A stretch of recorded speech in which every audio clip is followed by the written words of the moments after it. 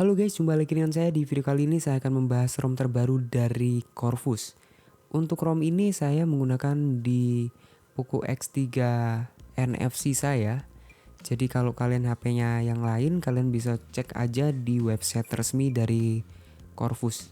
Untuk linknya nanti saya taruh di deskripsi. Dan untuk video kali ini kita bahas fitur di ROM Corvusnya. Nggak fokus ke Poco X3 NFC saja ya, biar lebih enak. Dan seperti ini untuk wallpaper yang saya pakai untuk ROM Corvus.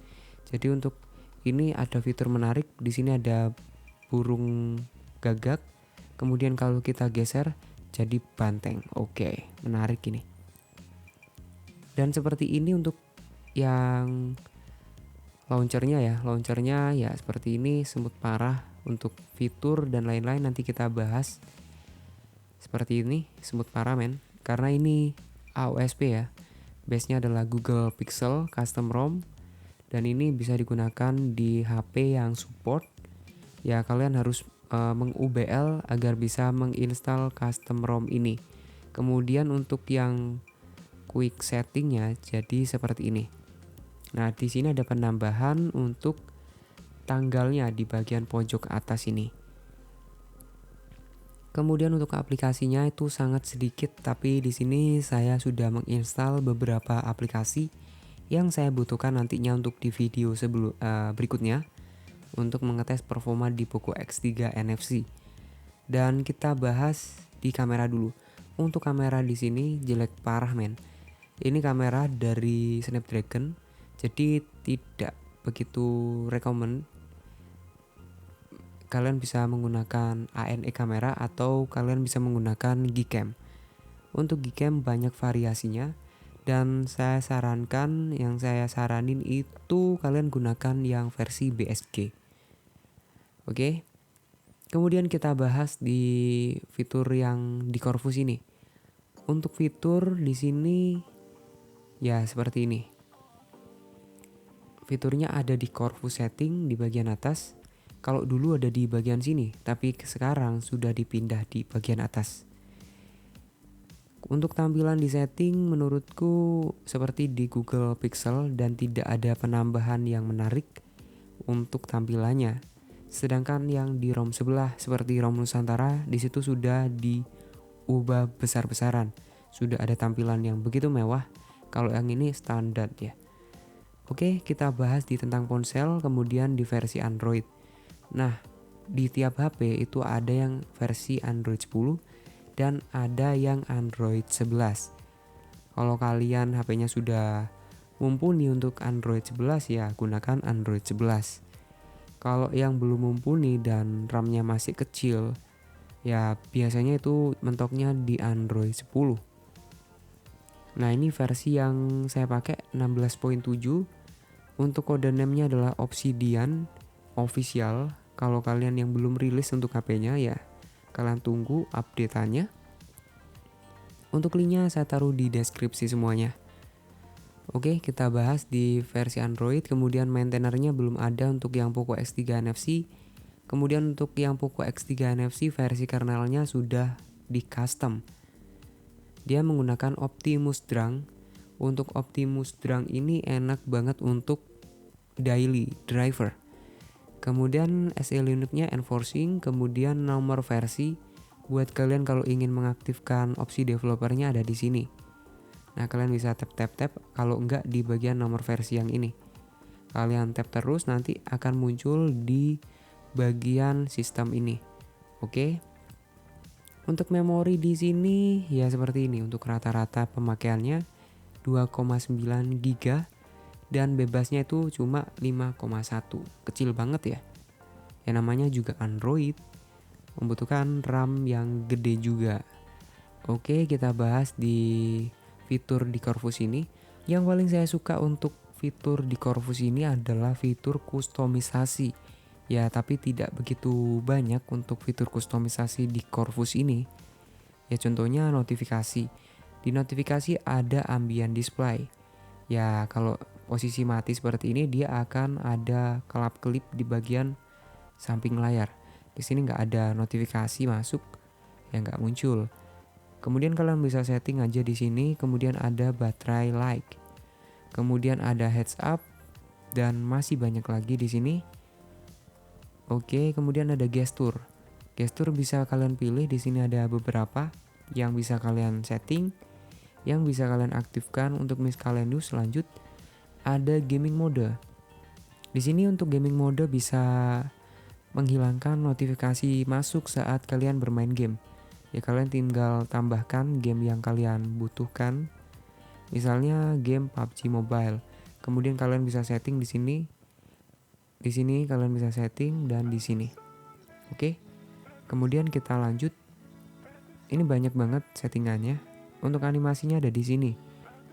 Oke, kemudian ada lanjut di lock screen. Seperti ini. Fingerprint. Kemudian baterai. Ini untuk menampilkan persentase di sini.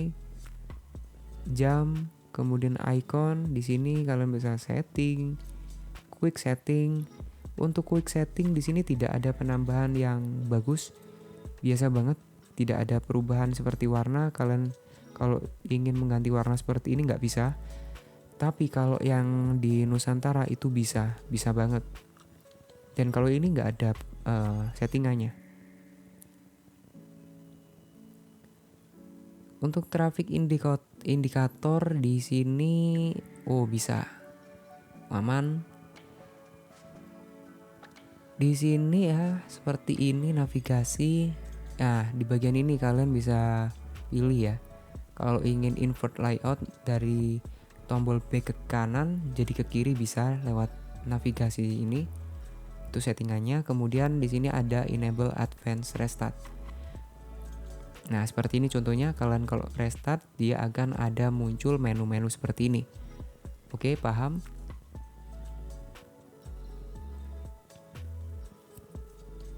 Dan untuk fitur advanced layer ini universal. Kalau kalian yang menggunakan ROM Corvus ini di HP yang selain Poco X3 NFC itu persis sama.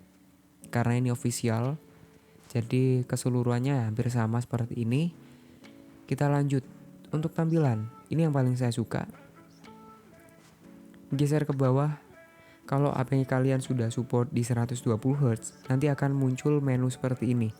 Di sini bukan lagi untuk dynamic refresh rate, tapi ini sudah secara otomatis ke-lock di 90 Hz atau di 120 Hz sesuai dengan settingan kalian di sini.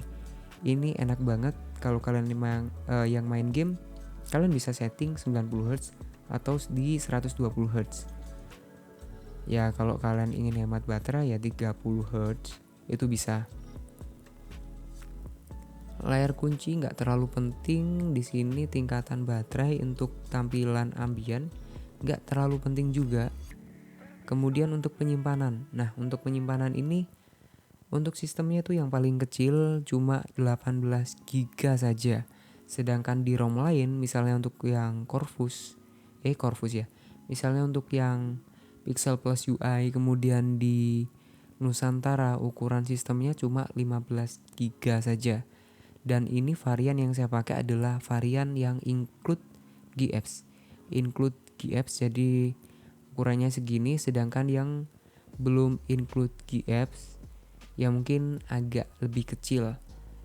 Nah, seperti itu contohnya. Kemudian untuk keamanan di sini ada kunci layar, sidik jari, face unlock dan ini lengkap. Dan ada animasi tiap menunya. Menarik banget ini. Kemudian ke sistem di sini apakah ada thermal setting? Kita cek. Dan di sini tidak ada thermal profile. Jadi kalian tidak bisa menyeting performanya. Dan secara jelas ya untuk performa di Corvus ini kita cek di AnTuTu benchmark. Buat kalian kalau HP-nya yang beda pasti hasilnya ya nggak sama. Di sini untuk yang Poco X3 NFC skornya di 360 seperti ini. Untuk yang benchmark monitornya ada kenaikan dari 34 ke 41. Ya wajar karena ini tes performa.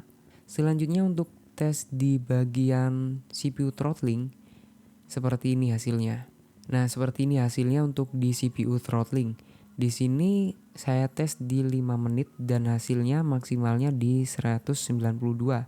Untuk rata-ratanya 184, minimalnya di 165 seperti itu. Nah, ini kita buktikan untuk di bagian ini CPU throttling. Di sini kalian bisa setting 100, automatically kalian bisa pilih di 5 menit. Biar secara otomatis dia akan berhenti di 5 menit.